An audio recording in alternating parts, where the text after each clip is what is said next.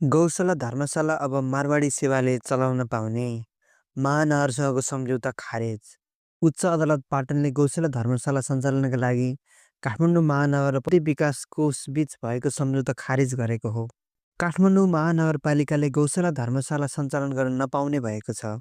उच्च अदालत पाटनले गौशाला धर्मशाला सञ्चालनका लागि काठमाडौँ महानगर र पशुपति विकास कोष बीच भएको सम्झौता खारेज गरेको हो।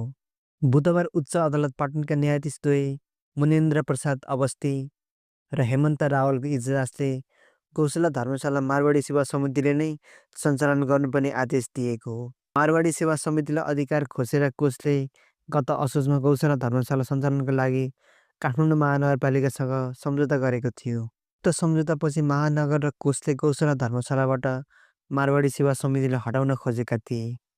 गौशाला महानगरलाई चलाउन दिने कोषको निर्णय विरुद्ध मारवाडी सेवा समिति